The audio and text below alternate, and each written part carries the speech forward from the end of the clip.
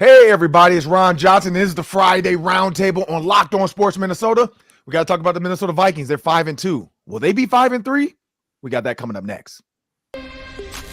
This is the Locked On Sports Minnesota Roundtable, your favorite podcast personalities, along with KARE 11 sports reporters, weighing in on the hottest topics. Part of the Locked On Podcast Network. Your team every day.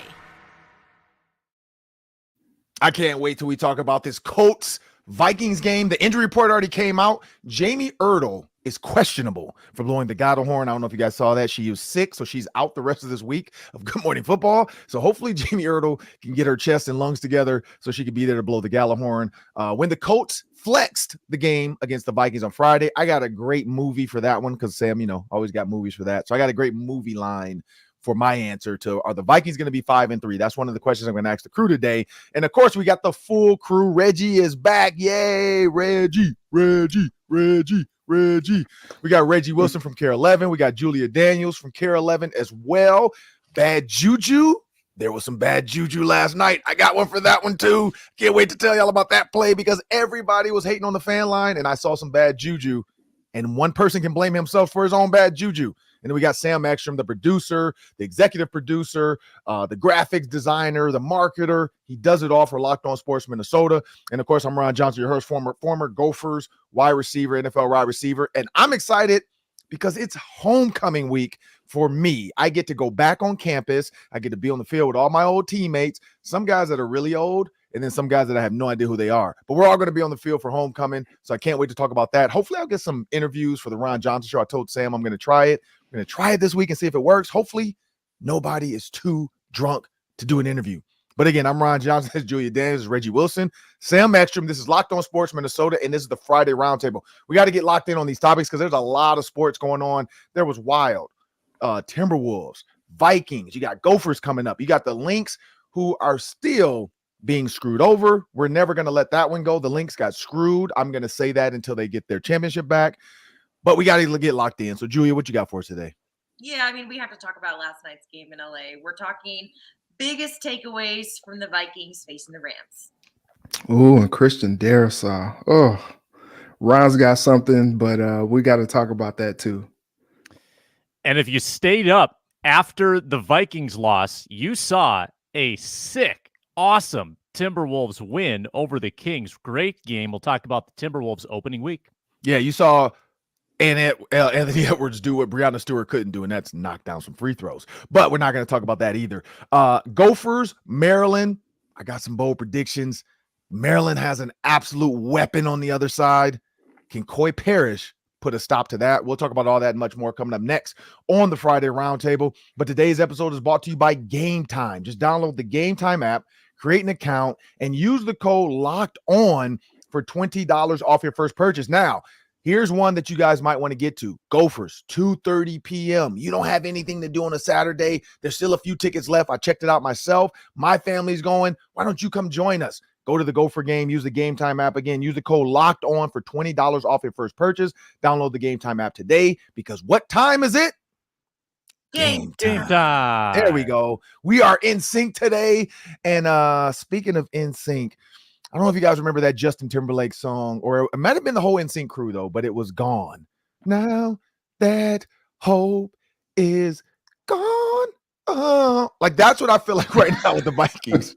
like 5-0. We were super excited. Like, I came home last night at 1 a.m. It felt like one of those, and I wasn't out doing anything besides working, but it just felt like one of those sad moments. I came home, lights were out, family was asleep, and then the commercial came on. Now, this is an old commercial because it said the Vikings were 5-0. And they were promoting the Vikings Game Day Live show. And I saw myself. That's the first time I've seen the commercial, so it's kind of cool to see it. I did my Adam Schefter thing on the commercial. But, they had the whole crew, everybody, the Vikings. And they said 5-0. And as I sat on the couch and watched it, I'm like, they're not 5-0. This is sad. They are 5-2. They have a chance to be 5-3, but we'll get to that eventually. But let's start with this Vikings, Rams, takeaways. Julia, take it away. I think I've got to talk about what was the most frustrating aspect of the game last night for Vikings fans, and that was the missed face mask call in the end zone. The Rams get a safety, seal it up with that one. If anybody watched it, it was like very blatant. Obviously, the rest of us saw what happened. Sam Darnold's entire head was like an owl, got ripped around the back, and no flag, no call. For those that don't know, you can't review face mask calls like that. I think it was just, we were talking about this in the sports office last night. Ironic that it was something like that potentially affected the outcome of a game for two different Minnesota sports teams in 4 days. This is one thing that I think sometimes people misunderstand. Like, I had tweeted that, and people are like, well, they had 58 minutes to do this, that, and the other. And yeah, they did, but I'm not saying that it necessarily would change the outcome of the game, but potentially you get a 15-yard penalty, first down, you get a little breathing room. If you get that call, potentially the outcome of the game is changed. For those that also don't know, thanks to Sid Hartman, the press is allowed to ask the referees. They send in a pool reporter to ask the refs, what they saw in this or why this didn't happen and this, that, and the other. Usually there's nobody that goes back at Vikings games and does that unless something like this happens. So I wanted to share with everybody what the officials said they saw on this play, just so everyone has an idea of what's going on. They said nothing. Exactly. Quote, well, on that play, the quarterback was facing the opposite direction from me, so I did not have a good look at it. I did not have a look, and I did not see the face mask being pulled, obviously. The umpire had players between him and the quarterback, so he did not get a good look at it. He was blocked out as well. So that was the thing. We just didn't see it. So we couldn't call it because we couldn't see it, which is wild because Hilarious. Somebody has a job to have their eyes on the quarterback at all times. I would think. It feels like Patrick Mahomes always has eyes on him at all times. But I just hate, as a fan of sports in general, unless it's my Alabama Crimson Tide, I hate to see a game end that way, because it just kind of takes the competition out of it. When there's some kind of missed call or official call that changes the way that things end or the potential outcome without just letting people play the game or calling it the way that it's supposed to be, especially when it's something that is so obvious like that. It's just frustrating as a fan of sports to see something like that happen. And I can understand the frustration that would go through a team with that. But I did like Kevin O'Connell's response to that. He said, I'm not going to get into the call or the no call, stuff like that, because I don't want our team it was something like he didn't want his team to get comfortable in thinking they were always going to get calls. He wanted them to get comfortable in the way that they play the game rather than relying on officials to make any kind of call for them in their favor, which I thought was a good response coming from a coach. But just for me, the biggest takeaway was the officiating. It's just like these past 2 years, the NFL officiating has not been really, I feel like it's been at a lower bar than it's been in a very long time. But that last night, at that level of play, it's primetime game, Thursday night football. It just is sad to see that happening on that big of a stage. It's sad to see it happen at all, but in particular on a national game like that. Yeah, Reggie, what'd you get out of it? So I got a few things. Ron, I don't know if you saw this too, or you, Julia, but there was a lot of people critical of the fact that Dallas Turner didn't get very many snaps. If you saw, Matthew Stafford threw 4 touchdown passes, 1 interception to Byron Murphy, no sacks, and generally not a whole lot of pressure on him. I know we all saw that play where Stafford turned into Mike Vick, and you got a whiff of a sack attempt from Harrison Phillips, a whiff from Jonathan Grenard. Stafford comes out of it and throws the touchdown to Cooper Kupp. And there's a lot of people I saw online just saying like, okay, what? Jared Verse is getting a lot of snaps with the Rams as a rookie. What's going on? Why can't Dallas Turner get on the field? Now I don't, he's a rookie. Okay. And also they also do have a couple pass rushers who are ahead of him in the pecking order right now. Pat Jones leads the team in sacks. Jonathan Grenard, big money free agent, and he's big on the pressures as well. So I thought that that was an interesting discourse online from the fan base. Also, the defense is getting cooked.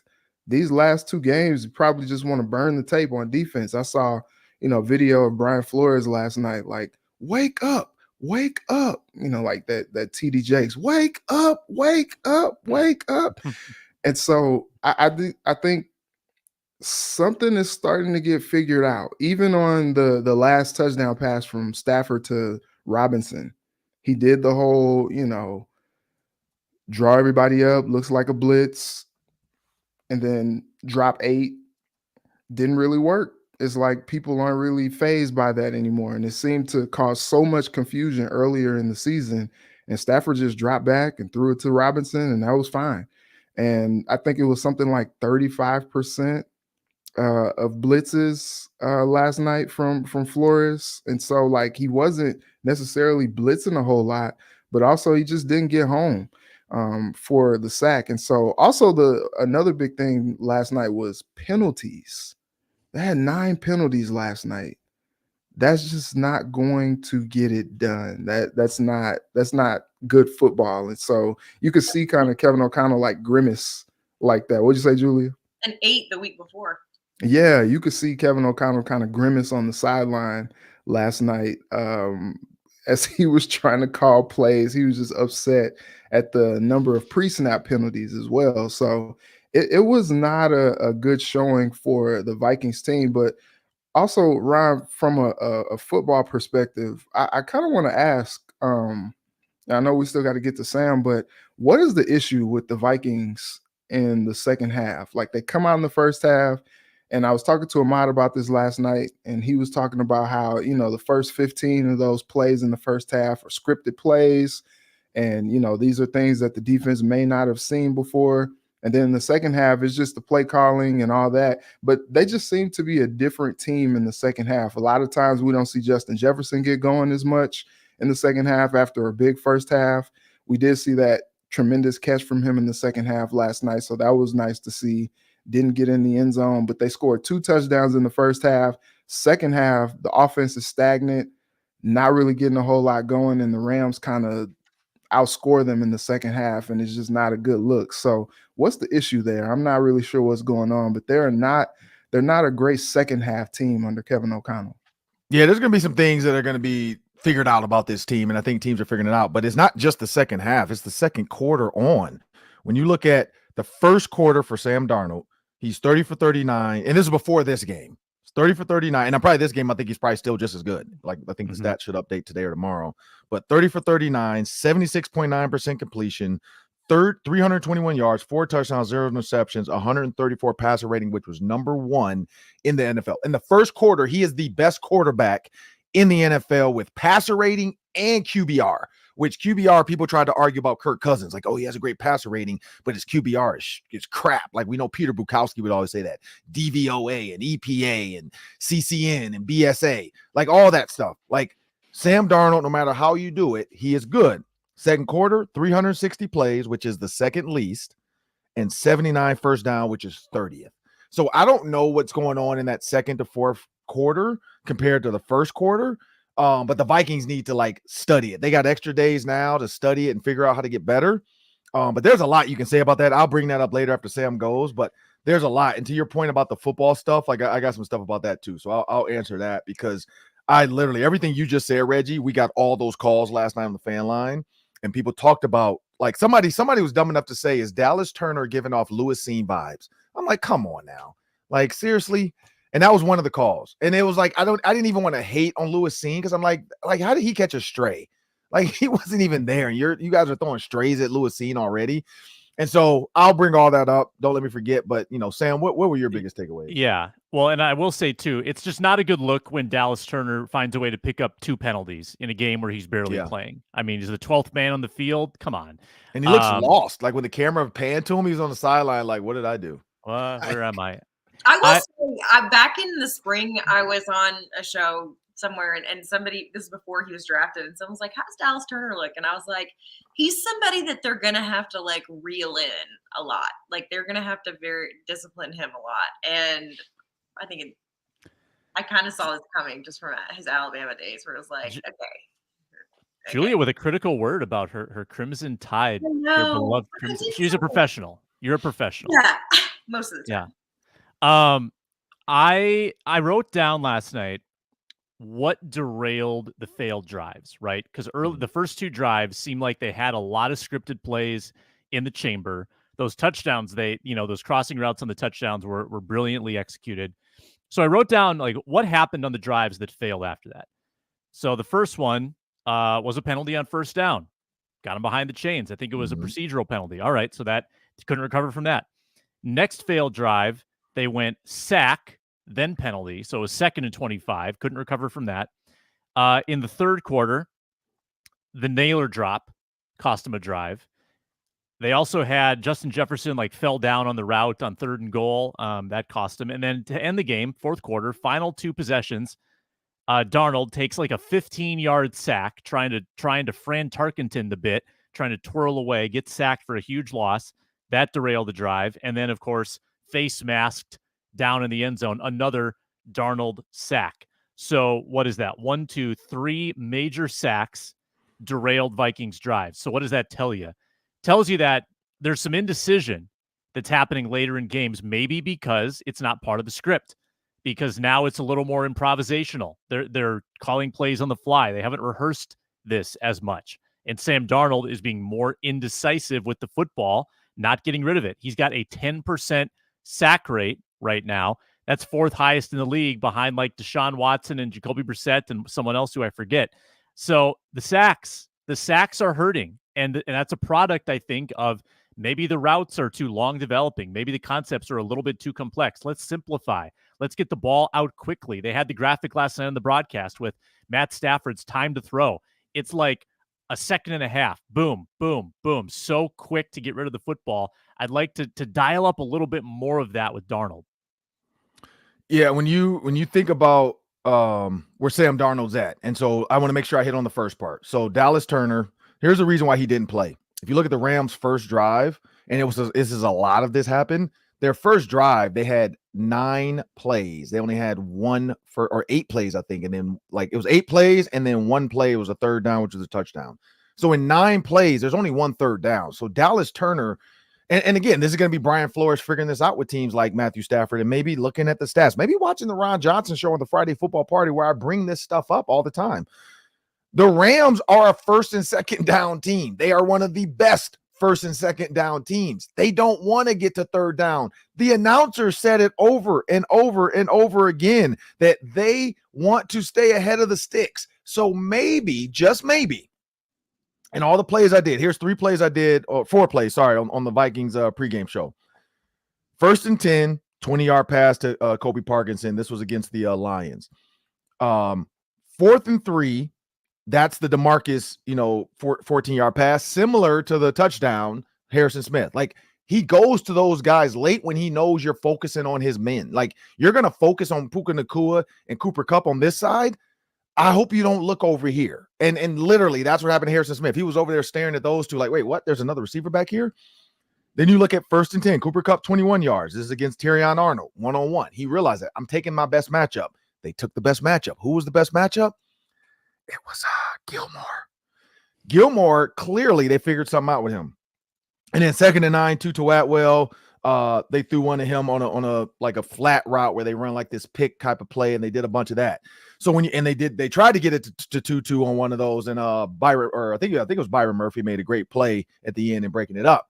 But the fact that they know they're not going to get to a lot of 3rd downs, you got to find a way to get Dallas Turner in the game on 2nd down. You got to get him in on 1st and 2nd down. Maybe say, look, he's one of our best pass rushers. Let me kick Grenard down to the defensive end position. Let me bring Dallas Turner in. And now I got Van Ginkel, Grenard, and Dallas Turner getting after the quarterback because they're not running the ball. And when they run the ball, your guys can handle it by gap integrity with 0 just shooting the gap. He did a great job shooting the gap. So did Harrison Phillips do enough, in my opinion, to warrant being on the field for some of those passing plays? No, I don't think so. Tillery, no. Bullard, no. I think what was it? Taki played. No, none of those D linemen interior D linemen did enough to make you feel like, let me leave them in. So in my opinion, Dallas Turner should get more, especially when you know you're going against a passing team. The other big snaps last night. 3 snaps. Yeah, that's horrible. All Dallas got. Yeah. That and there's the thing. My other takeaway, and especially knowing that Blake Cashman is out, you got to find a way. Like, find a way. Like, your defense is absolutely crazy anyway. Get Dallas Turner on the field to maybe just play linebacker and then be the blitzer. Like, show your cards. Hey, he's playing the mic, but he's coming. Why send Zero? I get it. Zero can go, and we love him. But Ivan Pace with the green dot should not have had to also do the bruising with his helmet. He's not Blake Cashman. Let him stay and roam the field and handle that stuff with the running back in space. Let Dallas Turner just go. Put him take him off the leash. Say, go in at Mike, and you're just going to go. You're going to shoot one of these gaps. Now, again, to Julia's point, we don't know how his intellectual side is. Can he figure out which gap to shoot? Does he know when they shift, the gap shifts with it? Or does he just run into the back of a guy? We don't know. But you got to give him a chance. And so my other takeaway, though, and this is what I didn't understand, was the first 19 plays were awesome. Awesome. Kevin O'Connell, same thing. He only faced 1 third down in that first drive. He was trying to do the best Sean McVay impression in front of Sean McVay. And it felt like when your mom has friends over and she tells you to come downstairs and do a TikTok for her friends. Baby, come downstairs and show them that dance you was just doing. And, you do the... like it just felt real, like, let me show you I could do what you do. And then when it was time to do what you know how to do, he got away from it. He stopped running the ball. He stopped trying to, you can't do play action on the first play without running the ball first. Nobody's scared of that. They're like, wait, okay, what are you doing back there? Stop that. And so that was my takeaway. I just felt like the play calling after those first 19, and to your point, Reggie, well scripted 20 plays. After that, it just felt real, like, let me throw some spaghetti up against the refrigerator and see what sticks. And I was not a fan of that. But here's one thing. We got to talk about this in the next segment. We're going to talk about the outcome of the game. We're going to talk about some other little things that annoyed us. We got to talk about Christian Darrisaw, the elephant in the room, unfortunately. We're going to talk about that because there's some things people said about it, and I have a different take. And then, of course, we're going to talk about, will the Vikings be 6-2 after Sunday night, or will they be 5-3? And we're going to get everybody's thoughts on that one. But just remember, and we're going to bring it up Friday too, because we're going to have another show before that game. But, this is the early wounds. We're going to take the Band-Aids off, and we're going to see how it feels now. And then maybe after it heals by next Friday, we'll go back to this conversation and see what we think. Maybe some injuries come through that really change our mind. But we'll do all that after a word from our sponsors.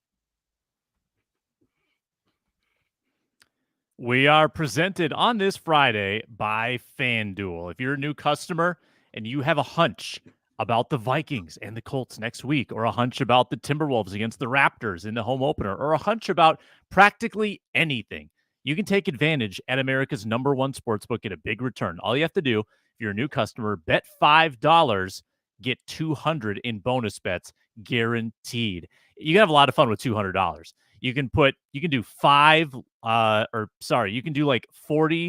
$5 long shot parlays and try to hit it big. You can do one big $200 bet. Do whatever you want. The futures, the money lines, the over-unders. You got every line, every league at FanDuel, America's #1 sportsbook, a fantastic FanDuel sportsbook app. FanDuel.com to get started. New customers bet $5, get $200 at FanDuel.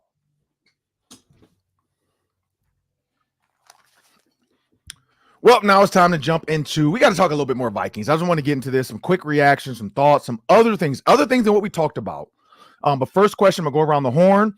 Julia, 5-3 or 6-2? You're muted. No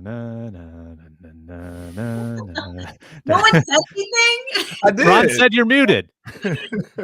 I'm gonna go 6-2. I give them a dub over the Colts. At home, long week, long time to really sit and stew over these past two upsetting L's. Even with Reggie Wayne bringing Michael Pittman and that crew with Anthony Richardson and his ability to run, like. Yeah. Okay. Anthony Richardson, 48.5% completion percentage. Yeah. That's high school I'm stuff. really worried about Anthony Richardson. But with his legs, though, like it's that secondary play. Like, and I just feel like the Vikings corners, that second play throws them off. Like that touchdown, they all stopped as if like, oh, Grenard got this sack. Oh, you know what? Harrison Phillips got this sack. Oh, wait, neither of you guys have this sack? I mean, Who's guarding the receivers? They've got a week and a half to figure it out. So I'm pretty sure they're going to be having conversations like that. Oh, man. Have you guys ever seen the steeple thing? Like, here's the church, here's the steeple, open up the doors. Where's all the people? But they do it the wrong way. Yeah, that was from Fresh Prince of Bel-Air. Julia, you might be too young to remember that one. It's a great episode, though, but she did it on Fresh Prince of Bel-Air, and she did it wrong, and she was like, where are the people? That's what it felt like when he scored the touchdown. Like, everybody's looking at each other like, where are the DBs at? Like, what are y'all back there doing? Like, it's three of you, and he's just by himself in the back of the end zone. Like, cover somebody. Why are you covering grass in the end zone? Like, it frustrates me when I see that. Like, as a receiver, I love it. Like, I used to love touchdowns like that. Like, wait, none of you guys are going to stand here? Okay. Hey, I'm open. Throw me the ball, please. Reggie, 6-2 or 5-3? I'll go 6-2 just because the Colts young quarterback. Look, I've been big on the Colts train with Anthony Richardson. My brother works for the Colts, and he gives me all these good reports from practice and training camp. Like, hey, AR is the real deal. And I want to believe, but he has the propensity to throw the ball to the wrong team.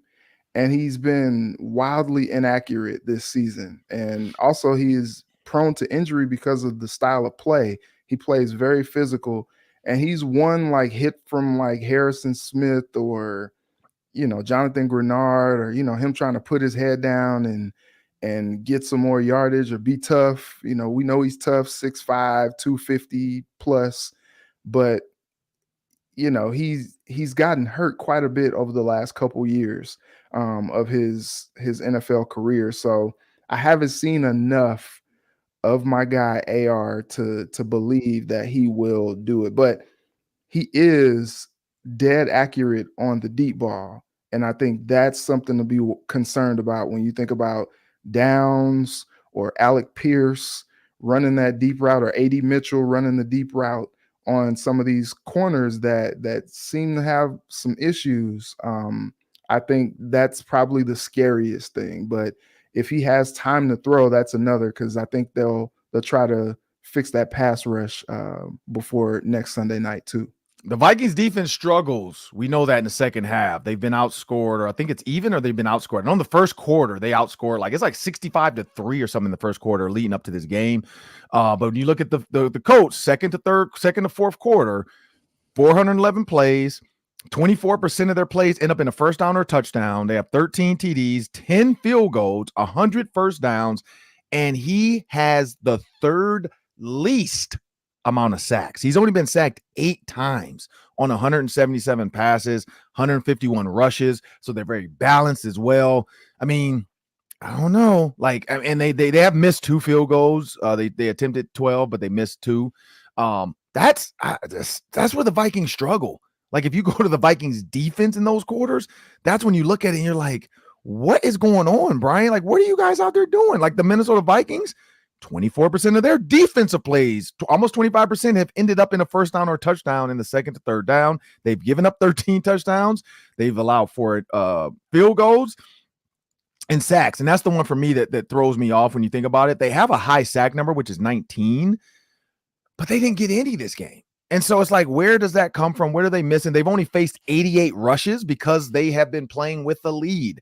I have not done the last 2 games that they've lost, and I'm going to do that once this updates, because right now it's still saying 6 games for the Vikings. But I'm guessing sometime today the people will wake up and rub their eyes, and the official stats will be turned in at some point today or tomorrow. I don't know when they have to. I don't know what the legal ramifications are of turning in stats. But once I see that, I want to see what that rush to pass ratio looked like these last 2 games, because they didn't have the lead and teams were able to run their offense. And so many people are saying, oh, their run defense is great. No, their run defense was just having to deal with the pass because teams were trying to come back. But Sam, 5-3, 6-2. And by the way, all those watching live that can comment, spam the comments right now. You tell us what you think, 6-2 or 5-3. Just spam hashtag Vikings 5-3 or hashtag Vikings 6-2. We'll take a look at what you guys think. But Sam, what's yours? Yeah, I'm also going to go 6-2 for the reasons that we Positivity laid out. crew. I do. I think that you get a week and a half to prepare for Anthony Richardson, who I'm gonna live fact check Reggie here. He said he was perfect accuracy on the deep ball. He's 17th in deep ball completion percentage, 27th in deep ball passer rating. So I didn't say perfect. I just said he's got arm strength. Let's yeah. put it that way. He's got arm strength. So you got to be able to defend the deep ball, but he might throw it to you because he's thrown 3 picks on deep passes this year. I also don't know who the real Colts are because they played 7 one-possession games. So you could spin this as, well, there are a couple plays from being like 1-6, or there are a couple plays from being 6-1. They lost to the Texans by 2, Packers by 6, lost to the Jaguars by 3. They beat the Titans and Dolphins by 3 and 6 respectively. Bears by 5, Steelers by 3. So they're beating bad teams close and they're losing to good teams close. I don't know who they are. You're going to have to explain to me what this team actually is. They're the 2022 Vikings, I guess, because all they do is play one possession games. But I think while the Flores defense has been exposed against the savviest quarterbacks in our league, the Goffs and the Staffords with good weapons, I think this defense still works against young quarterbacks like Anthony Richardson, who in real time will have to process what they're seeing. That's still going to be effective. So in a home game, primetime setting, I like the Vikings to go to 6-2. And if you get to 6-2, then you can realistically start to think about 8-2, because after that, it's the Jags and the Titans. I'm going to just hold my opinion in. I don't really know. I'm just my heart is hurting right now just when I see the offensive plays, the way Justin Jefferson was killing it, the way Aaron Jones looked like he was like on pace to have a really good night, and then it kind of slowed down. I got a tweet coming that I can't wait. For those that watch the movie Snowfall or the show Snowfall, they'll understand this. Damson Idris is the main actor. So we got some 6-2s coming from the fans. 6-2. Spam it up for us, people. 6-2. Jake Tesk, 6-2. I like it. The fans are thinking 6-2. I'm not with you fans right now, at least. I gotta set them up. I'm not with them right now. I gotta let me get through the Gophers game. Let's hope the Gophers get a good win. Let me get my weekend off my chest. I got to do another show Sunday for the Vikings recap show. Hopefully by then I got some positivity in my brains, but right now I don't. What's the cat say? 6-2 or 5-3? I don't know. The cat looks like he's saying 5-3. Like, cats are known skeptics. Like he looks like a 5-3 cat to me. He's a Lions fan, likes the feline teams. But so I know, because this is gonna be your take, Reggie. Because I know Sam's doing the Timberwolves. So Reggie, real quick, any other outcomes like that you do want to talk about, whether it's Christian Darrisaw or whatever? Yeah, it's interesting because even right now, the block that Christian Darrisaw had, the infamous block last week where he shoves a guy and then athletically spins around to block another guy, so Darnold can stand in there and deliver a strike to Aaron Jones. It's still going on Twitter right now. The problem is we don't know the extent of Darrisaw's injury, and if that is something that turns out to be serious, that is a huge problem because Darrisaw is on his way to another all-pro type season, and obviously, the athleticism is tremendously affected if his knee is in bad shape. So I'm trying to stay optimistic, hoping for the best for him. You never want to see a guy go down, especially like in that situation. But the Darrisaw injury is huge, and it's just like it seems like it's going from bad to worse. They lose 2 straight out of the bye, then they lose their best offensive lineman. And it's not looking so great right now. Things are not going so well. Defense is getting exposed a bit. So I think, we'll hopefully hear something about Darrisaw after he gets back and gets an MRI and we kind of figure out what the deal is with the knee. You're hoping is not an ACL because obviously that's the end of his season. But even something like an MCL probably puts him out 4 to 6 weeks, so it's not good. Sam, you talked about the sacks that Darnold takes, and yeah, it looks like he does hold the ball a little bit longer the whole thing with Darnold is playing in rhythm. That back foot drops and that ball is out of there. And you do see after those first 20 plays, yeah, he's holding on. Like even on that sack in the end zone where the face mask should have been called, he did have a pretty good amount of time to get that ball out of there. Just didn't like the options, didn't want to let go of the ball before, he was slung down by his helmet. So holding the ball a little bit longer, taking some bad sacks, trying to make some, as you all said, some Fran Tarkenton type plays. And so if he doesn't have his best offensive lineman out there,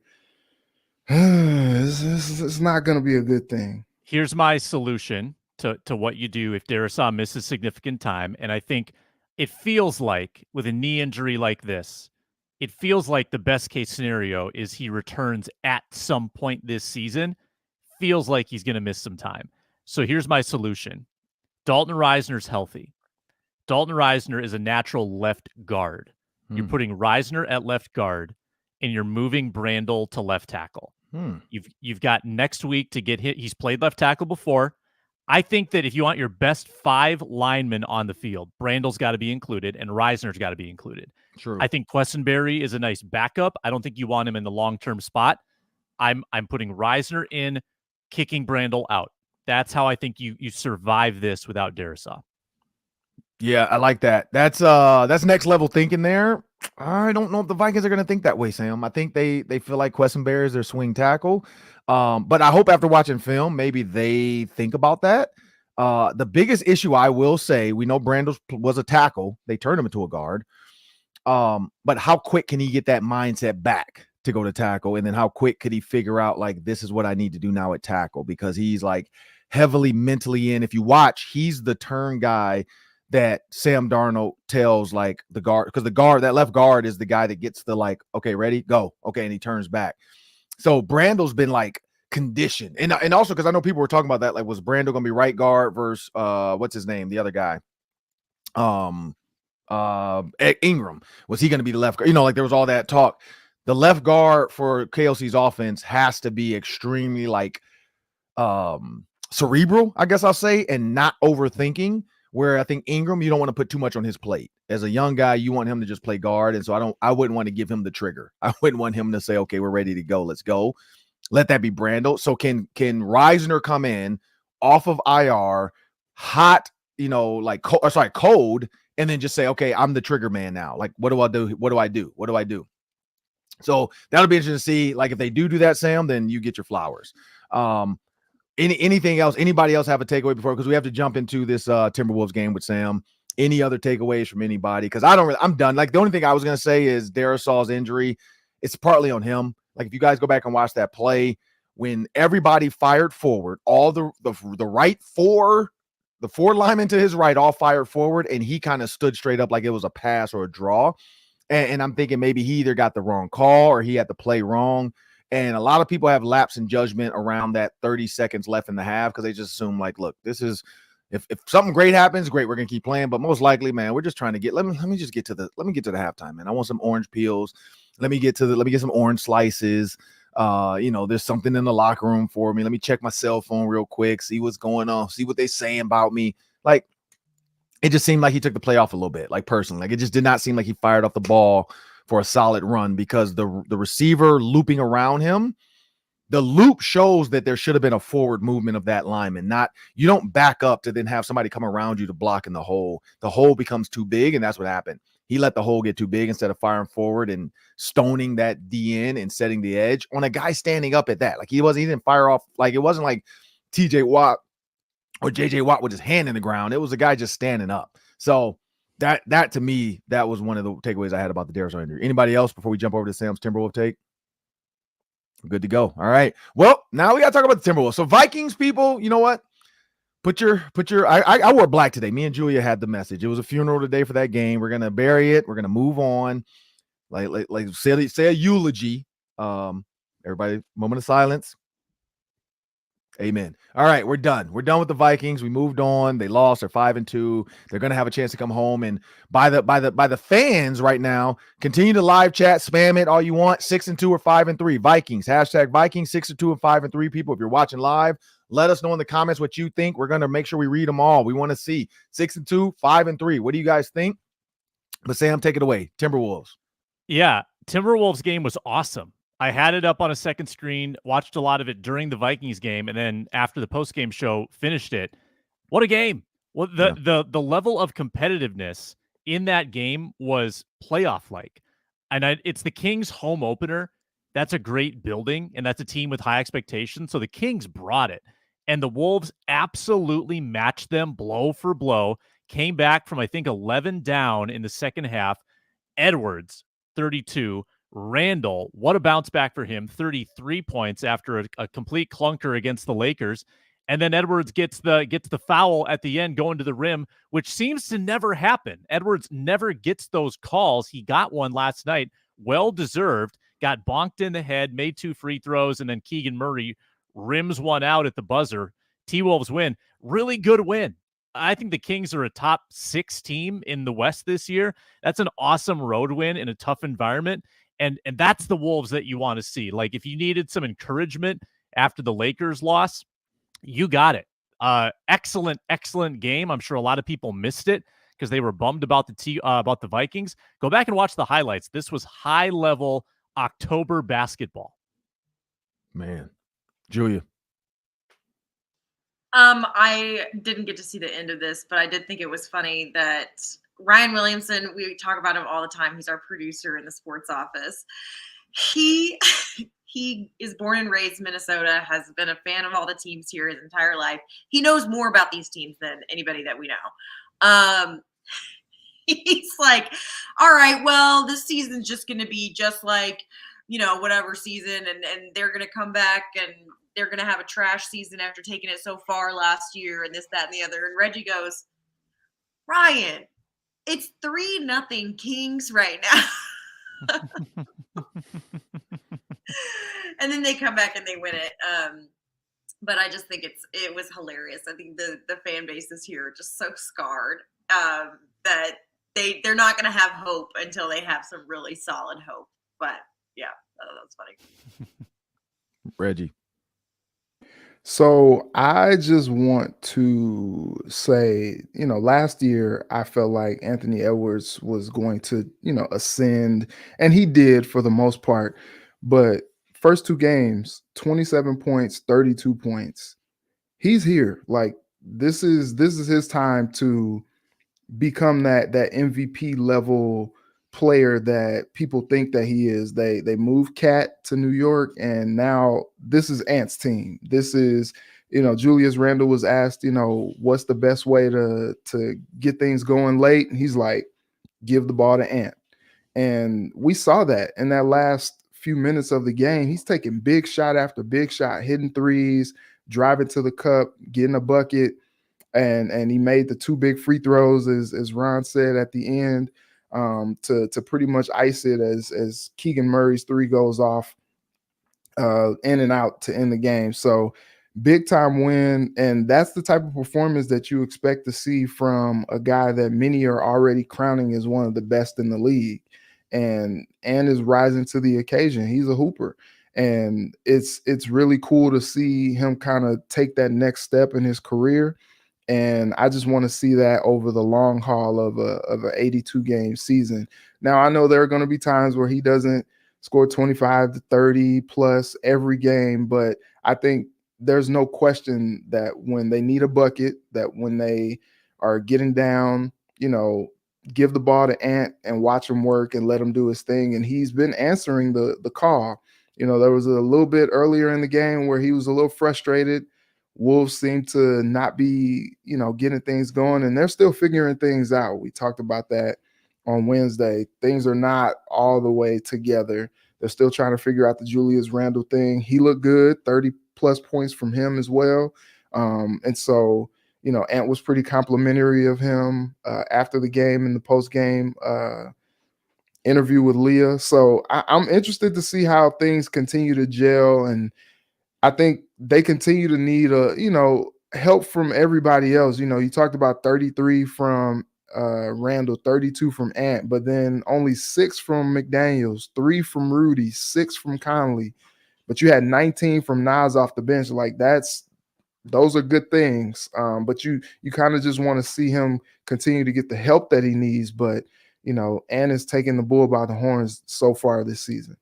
So I will say this. I'm one of the ones I like this trade early on. I said this last year. I think I was like, hey, go get Julius Randle. That was the rumor. I was a little nervous after the first game. I don't know if you saw the first play of the game or first series of the game, Sam, back and forth. I was a little nervous after that. Julius Randle, unaware that, and when Anthony Edwards runs around you, there's a defender running with Anthony Edwards because he is the guy. He gets the ball stripped. I'm like, okay, this is not working. And then you saw him kind of get into the game. You saw him relax. You saw him drive, and like he has a little lefty floater. I like that. Karl-Anthony Towns, his lefty floater was like a bull in a China store. Like he was just running through people. Julius Randle has a little bit of that lefty finesse game to him. He still has the power. Like you watch him in the post, he has the ability to kind of like slowly back you down, hit the fadeaway. Whereas Karl-Anthony Towns post game to me sometimes looks clunky. Like it doesn't look as athletic. Even though he's 7 feet, it doesn't look as athletic as Julius Randle. Julius Randle looks more like a natural. Maybe it's the lefty in him. He looks more like a natural shooter or a natural like post guy and with moves. I do want to see more Joe Ingles. Like I saw him out there. I want to see more like what he can bring to this team as a shooter. I like the fact that Dante DiVincenzo is another guy that comes out. I'm kind of concerned about Rob Dillingham, but I know like 9 guys are playing and one of them wasn't Rob Dillingham. So you kind of got to figure that out. Like, can you get a 10th guy in, or could Rob Dillingham maybe do the Joe Ingles stuff? I think so personally, but we'll see. Other than that, I liked it. I like what he had going. I just think you got to do this for at least 50 games. You got to have that type of production for at least 50. We're not saying 82, at least 50. You both got to come out and have those type of games. And then, like Reggie said, you got to get other guys. Last one before we get out of here, we got to talk about the Gophers. But before we do that, make sure you guys check out the Gophers postcast. After the game, it's going to be homecoming, people. I will be excited. Unless we lose, then I'm going to be pissed off. But make sure you guys check out the postcast. We're going to have a lot of fun with that one. Hopefully, this should be another PJ signature win. Coy Parrish showing the whole homecoming world, I'm him. I'm that guy. But we'll do that after a short pause.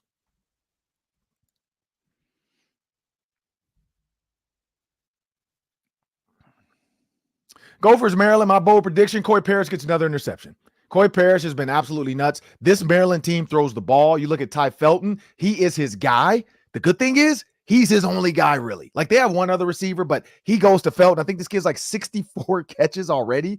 And so he's on pace for like 120 or 119 catches, or somebody said, the way they throw him the ball. So I hope that PJ knows that. You got Justin Wiley back, Coy Parrish knowing, hey, I'm going to play like Hawkeye in the back of the nest, and I'm going to pick this one off. If you throw it deep, I'm there. So that's my bold prediction. Coy Parrish gets another interception because he's already had a great season. Sam, really quick before we get out of here, what you got?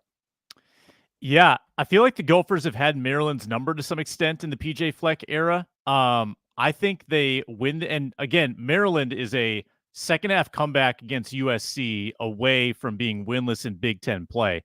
I think the Gophers win by 20 points. Or more. I like it. I think this is a big Gophers win. I think they run the ball really well with Darius Taylor. Big homecoming win for Ron's Gophers. Let's go, Reggie. I don't know if I agree with the blowout type scenario, but I do think they win. They're playing some good football right now. They're figuring some things out. I can see the Gophers getting another win. Sorry about your guy, Loxley Julia. Love Mike Loxley. Anyways, I give the Gophers a win by a touchdown. I'll give them that. I don't give them a 20-point win, but I'll give them a win by a touchdown. Well, they're going to win. Everybody says that. They're also everybody except for me because I'm waiting the next Friday. Vikings are going to be 6-2 after this Colts game. I'm Ron Johnson. That's Reggie Wilson. That's Sam Ekstrom. And that is Julia Daniels. The bad juju, it was Christian Darrisaw, unfortunately. But hopefully it's a minor like PCL or something, or just bruised kneecap or something simple that he can ice up and be back for this next Coast game because they're going to need him. But I'm Ron Johnson. This has been Locked On Sports Minnesota. Make sure you guys subscribe on YouTube so you can get into the chat with everybody else and join the conversation, and have a great weekend, people.